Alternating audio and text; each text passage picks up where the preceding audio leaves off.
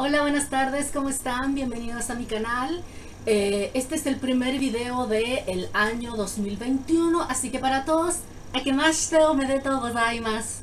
Les deseo a todos que tengan un excelente año 2021, que sea un año lleno de amor, de amistad, de paz, de salud, muy importante para todos, de éxitos, tanto en su vida personal como profesional, y por lo menos por mi parte seguiré aquí acompañándolos semana a semana con un poquito de literatura clásica japonesa.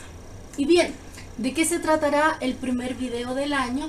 Pues vamos a hablar de un concepto que es muy mencionado cuando se estudia, por ejemplo, idioma japonés. Estoy seguro que los alumnos de japonés que me estén viendo van a decir, oh, de nuevo ese concepto, ¿por qué? Bueno, yo creo que hoy día van a entender por qué es importante ese concepto, y estamos hablando de el contexto. Y para hablar de la importancia del contexto, vamos a utilizar la obra Hyakunin Isshu, o 100 poetas, un poema, colección de Ogura. Entonces vamos a usar sus poemas para ejemplificar la importancia que el contexto tuvo en la traducción que yo hice de esta obra. Por supuesto, esto se extrapola a cualquier otra obra, no tan solo poética japonesa, sino de literatura japonesa en general. Vámonos entonces con el video.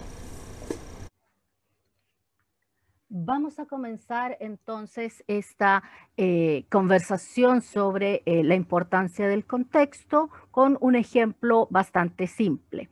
Con la palabra leo tenemos la información de que es primera persona, singular, presente, por lo tanto, sin necesidad de mayor contexto, yo puedo entender que nos estamos refiriendo a yo leo. Si quisiésemos hacer el mismo ejercicio en japonés y poner, por ejemplo, yomu, la información que esta palabra nos entrega, una vez más sin mayor contexto, es que es no pasado y afirmativo. Que sea no pasado significa que puede ser presente o futuro. Por lo tanto, si vemos solo yomu, como digo, sin mayor contexto, podría ser yo leo, tú lees, él lee, ella lee, esa persona lee, nosotros leemos, vosotros leéis, ellos leen, y como dijimos es no pasado, también puede ser yo leeré, tú leerás, él leerá, ella leerá, esa persona leerá, nosotros leeremos, vosotros leeréis, ellos leerán. Entonces, partiendo de este ejemplo muy simple, ya podemos ver que en japonés, si no tenemos contexto, vamos a estar un tanto perdidos, no tanto porque no tengamos un significado, sino porque vamos a tener muchos y nos va a costar elegir cuál es el que corresponde si no tenemos este valiosísimo contexto. Las culturas, dado que el lenguaje es una expresión de ellas, las podemos dividir en de bajo contexto y de alto contexto. Veamos las características de cada una. Una cultura o lenguaje de bajo contexto, como las germánicas o escandinavas, en ellas la información es explícita, la comunicación directa, toda la información necesaria para la comunicación, para el intercambio, está integrada en este intercambio. Esto hace que sea más directo y se consideran culturas más fáciles de acceder a ellas, de entrar a ellas, dado que todo es explícito y lo que necesitamos saber está ahí delante de nosotros. Por el contrario, culturas de alto contexto, como son las asiáticas, a las cuales evidentemente Japón pertenece, o las latinas, en el hecho en que nos encontramos que países con diversas geografías, historias, background, idiosincrasias comparten un mismo idioma, por lo tanto, sin el contexto, puede ser que algo que nosotros creemos que significa algo, en otro país signifique otra cosa. Entonces nos encontramos que en estas culturas la información es principalmente implícita, hay una importancia del rango, el estatus, la jerarquía. son culturas que tienen una historia y un background en común y por eso que pueden dejar mucha información implícita porque se asume que el otro sabe de lo que estoy hablando. Es una comunicación llena de matices, las emociones también se transmiten y se consideran culturas difíciles de entrar porque, como les digo, no todo está frente a nuestros ojos, mucha de la información va implícita y eso cuesta que lo entienda alguien que no pertenece a esa cultura. Ya que tenemos claro la diferencia entre una cultura de bajo contexto y alto contexto, entonces vamos a hacer una contextualización histórica genérica de los periodos que nos convocan para la obra que vamos a revisar. Tenemos el periodo Heian, que va desde el 794 al 1185. Es un periodo largo, pacífico, se caracteriza por una aristocracia dividida en rangos, se considera la época dorada de la literatura, muchos de los estilos nacen en esta época, también muchas de las obras que son consideradas parte de la literatura universal, no solo japonesa, nacen también en este periodo. A este periodo lo sigue el periodo Kamakura y después va Muromachi y Yasushimo Moyama. Si bien estos tres periodos tienen sus características propias, también tienen algunas que los vinculan como que son periodos relativamente cortos, si los comparamos con el periodo Heian, periodos violentos, llenos de guerras, intentos de invasiones de naciones extranjeras, una lucha constante entre los clanes por el poder, lo cual evidentemente lleva a una inestabilidad política y social. Si bien la figura de los emperadores no desaparece, son los caudillos militares los que llevan el poder de facto, podríamos decir. Y por supuesto, si bien la producción artística no cesa, sí disminuye bastante por el sencillo hecho de que la gente estaba preocupada de otras cosas. Ahora la obra que vamos a utilizar hoy día para ejemplificar este tema del contexto es el Ogura Hyakunin Isshu, que podríamos entenderlo como 100 poetas, un poema, colección de Ogura. Es una antología privada compilada en el 1235 por Fujiwara no Sadaie. Al ser privada, Sadaie no se vio restringido de ninguna manera, sino que él pudo elegir los poemas que a él más le gustaran. De estos hay 24 que ya estaban compilados en el Kokin Wakashu, que es la primera antología imperial, y 14 en el Shinkokin Wakashu, que es la octava antología imperial. Por lo tanto, esto nos habla del nivel de los poetas. Si estos los dividimos por género, tenemos 79 hombres y 21 mujeres, que si lo pensamos para una antología además privada de la época, es bastante alto. Y desde el punto de vista de los temas, tenemos 43 de amor, 16 de otoño, 6 de primavera, 6 de invierno, 4 de verano y 25 de temas varios. Vámonos entonces ahora a hablar un poco del estilo en el que están compuestos estos poemas, que son en estilo tanka. Tanka o poema corto es un poema de 31 sonidos divididos en 5 versos de 5, 7, 5, 7, 7 sonidos o sílabas.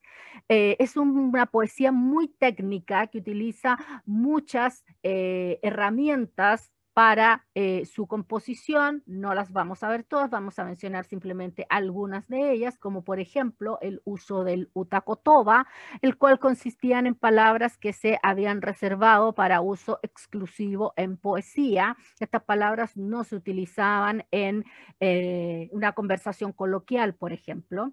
También tenemos el uso del kakekotoba, que eran palabras homófonas, pero de distinto significado, y que se usaban en kana para permitir ganar una palabra extra. Pensemos en un poema tan corto como de 31 sonidos. Evidentemente, tener una palabra extra, un significado extra, permitía hacer el poema mucho más profundo.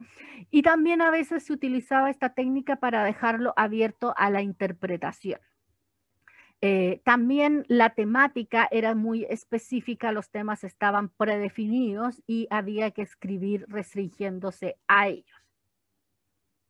Y partamos ahora entonces con la revisión de distintos poemas de esta antología que nos permitirán ir entendiendo la importancia del contexto.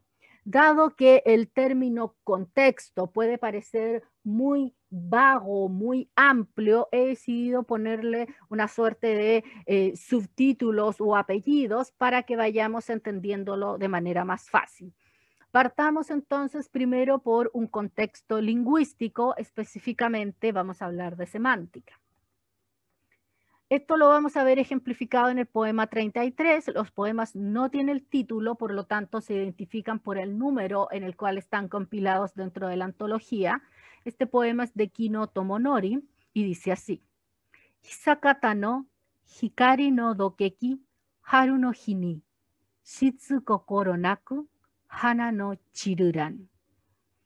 En la luz gentil del sol en un día de primavera, ¿por qué los cerezos se marchitan y flotan como pensamientos intranquilos? Si nos quedamos solamente con el poema, ya sea en japonés, en caso que lo entendamos, o con su traducción al español, tenemos evidentemente un entendimiento, entendemos de lo que se está hablando. Pero si además le agregamos el contexto, en este caso lingüístico, específicamente de semántica, y sabemos que la palabra hana, que si ustedes la buscan en un diccionario, les va a decir que simplemente significa flor, en cambio aquí yo la traduje como cerezo, y eso es porque si tenemos este contexto lingüístico, sabemos que esta palabra, cuando hablamos de poesía a partir del periodo Heian, se refiere al cerezo, no a una flor cualquiera o a una flor genérica, sino al cerezo. Pero no solo eso, sino que además cuando se habla del cerezo en poesía, se están refiriendo a un anhelo para que vuelva a florecer el cerezo o la tristeza y nostalgia porque este ya se ha marchitado. O sea, si uno ve la poesía a partir del periodo Heian, se va a encontrar con que rara vez en el poema van a hablar del esplendor del cerezo florecido en el momento, sino siempre lo abordarán desde el anhelo o desde la nostalgia. Pero si seguimos además con el contexto lingüístico semántico y vemos ahora un poema que sea antes del periodo Heian, en el cual se use la palabra hana, vamos a ver que aquí no van a estar refiriéndose al cerezo, sino que se van a estar refiriendo al ciruelo. Y cuando se referían al ciruelo, si era un ciruelo blanco, iban a hablar del perfume del ciruelo, y si era un ciruelo rojo, iban a hablar de la contemplación de las ramas torcidas del árbol. Por lo tanto, algo que a simple vista nos podría parecer muy simple, como la palabra hana, que si la buscamos en un diccionario nos dice que es flor, si agregamos el contexto lingüístico que nos indica que en distintos periodos las palabras significaron distintas cosas, además, dependiendo del uso que se les diera en distintos contextos, como podía ser un contexto literario, un contexto poético, un contexto de retórica política, etcétera, estas palabras iban a tener un significado que iba a ir más allá de ese primer significado literal. Por lo tanto, el contexto nos permite profundizar en el significado de este poema. Ahora avanzamos a un contexto religioso, mitológico, filosófico y lo ejemplificamos con el poema número 6 de Chunagon Yakamochi. Chunagon fue el último de sus títulos nobiliarios, sus cargos o rangos dentro de la corte.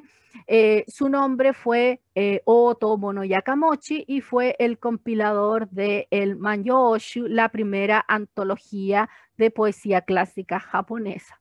El poema que vamos a ver aquí dice así: Kasasagi no wataseru hashi ni okushimo no shiroki o mireba yosufuke ni keru. Si veo aquel puente que cruzan las urracas, blanco por el frío, ya será entrada la noche. Si hacemos el mismo ejercicio de quedarnos solo con el poema, en japonés, si es que entienden japonés, o la traducción al español, nos vamos a hacer una imagen de este poema. Un poema que está sucediendo en la noche, además una noche en la que haya nevado y donde hay un puente que cruzan estas aves. Pero si integramos el contexto, en este caso mitológico, y sabemos que este poema hace referencia a la leyenda de Tanabata. Tanabata es el nombre que se le da en Japón a esta leyenda, pero es un mito que existe en toda Asia y que habla de un fenómeno, en este caso una conjunción estelar, entre la estrella Vega y la estrella Altair. Vamos rápidamente a contar la historia. Orihime era hija del rey del cielo y su padre estaba muy preocupado ya que ella era muy seria, muy responsable. Su labor era crear la tela, hilar la tela con la cual los habitantes del cielo hacían su ropa. Y entonces su padre estaba preocupado porque sentía de que ella no tenía un momento de alegría, que todo era trabajo, trabajo, trabajo. Entonces decide presentarle al pastor Hikoboshi, que era el encargado del ganado celestial, que también era un joven muy serio, muy responsable, y fue amor inmediato, instantáneo. Se enamoraron, se casaron y ambos dejaron de lado sus obligaciones y lo único que hacían era pasar tiempo el uno con el otro, paseando, conversando, disfrutando de la compañía mutua. Los habitantes del cielo se van a quejar con el rey, que ya no tenían tela para hacer sus ropas, que el ganado estaba falleciendo. Entonces el rey se enoja muchísimo y decide separarlos por la Vía Láctea. Esta solución no le funciona mucho, que digamos, dado que Orihime y Hikoboshi siguen sin tomar sus responsabilidades, sus trabajos en cuenta, y lo único que hacen es llorar todo el día porque se extrañan demasiado y no pueden vivir el uno sin el otro. El rey del cielo vuelve a reunirlo y les dice: está bien, yo les voy a permitir que ustedes vuelvan a encontrarse siempre y cuando ustedes se comprometan a cumplir con sus labores. Si es así, entonces una vez al año, el 7 de julio en la noche, van a poder reunirse porque van a poder atravesar la Vía Láctea. Pues bien, en Japón, en el hemisferio norte, en verano es la temporada de lluvias. Entonces, ¿qué sucede si en la noche llueve? Evidentemente, la Vía Láctea, que es un río, se va a llenar de agua y por lo tanto no van a poder cruzarlo. En esas noches, Orihime llora amargamente y entonces las urracas vuelan y hacen un puente por sobre la Vía Láctea, volando con sus alitas unidas, por el cual los amantes pueden cruzar y encontrarse.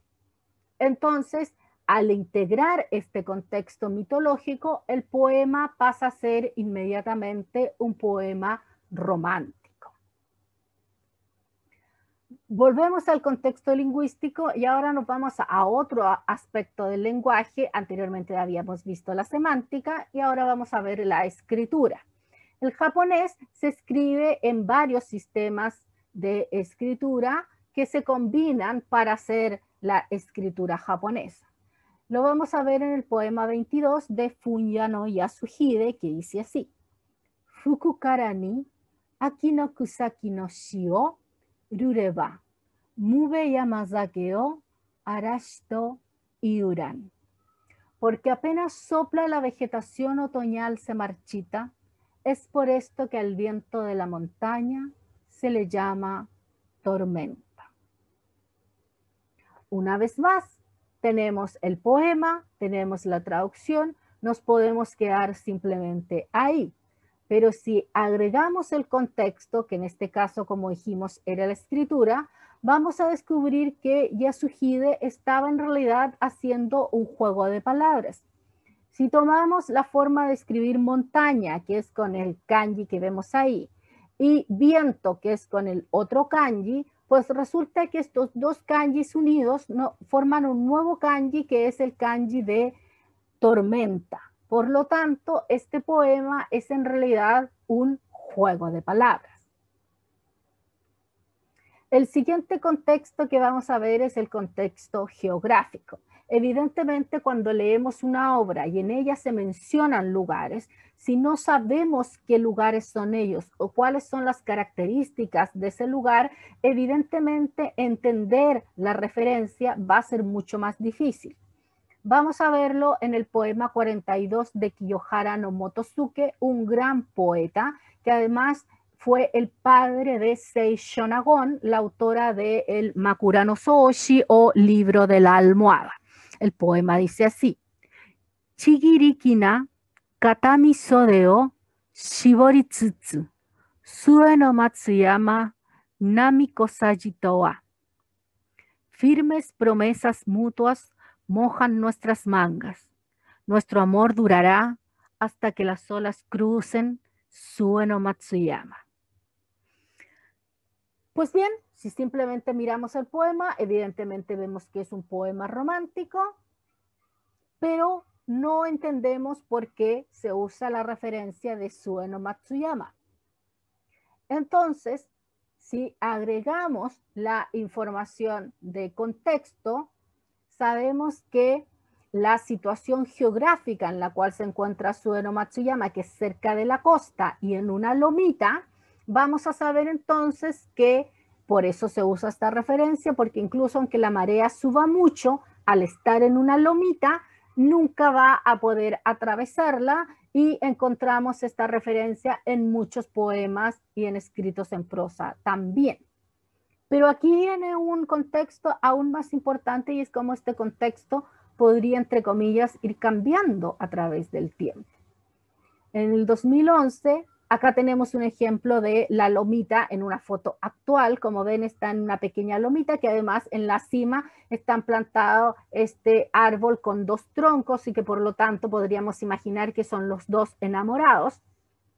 Pues bien, como les decía, en el 2011 sucedió uno de los terremotos más fuertes en la historia de Japón, uno de los terremotos más fuertes en la historia del mundo, incluso, que como saben provocó después un tsunami que afectó las costas de la prefectura de Fukushima y también de la prefectura de Miyagi. Pues bien, Sue no Matsuyama se encuentra en la costa de la prefectura de Miyagi. Y si hacemos un close-up, acá tenemos toda la zona en rojo que fue la afectada por el tsunami. Y acá tenemos un close-up de donde tenemos la parte rosada, es, ya dijimos, lo afectado por el tsunami. Y aquí en el círculo en rojo tenemos Sue no Matsuyama. Entonces, incluso con el tsunami, que si se fijan, avanzó aún más allá, pero al estar en esta lomita, el agua le faltaron unos pocos metros, muy pocos metros, unos 5 metros para alcanzar y pasar por sobre Sue no Matsuyama.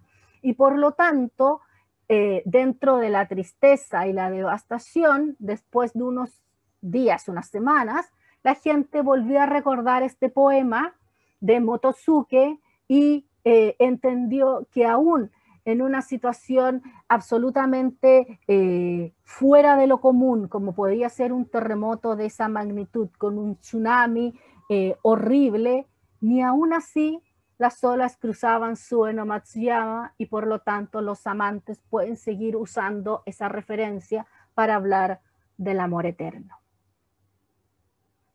Obviamente este contexto es muy fácil de entender porque todos sabemos que la sociedad y la historia de una nación evidentemente van a afectar su expresión escrita. Acá tenemos el poema 53 de Udaisho Michitsuna no Haha. Eso significa la madre de Udaisho Michitsuna.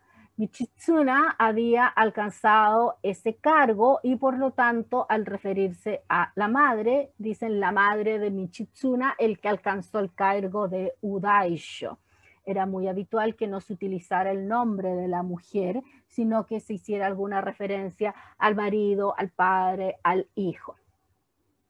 Nageki tsutsu hitori neru yo no akuruma wa ikani hisashiki monotoka wa shiru. Mi lamento no cesa durante la solitaria noche en que sola duermo. Continúa hasta el amanecer. ¿Sabes tú lo larga que se hace esta noche? Si nos quedamos solo con el poema, una vez más vemos es un poema romántico, es un poema triste que habla sobre la espera de ella por su amante, pero si le agregamos el contexto social que nos indica que en la era Heian hombres y mujeres vivían en casas aparte y además las mujeres no tenían permitido salir de sus residencias, entonces sabemos que este poema es aún más triste, es aún más trágico, porque el rol de la mujer en la relación era básicamente pasivo.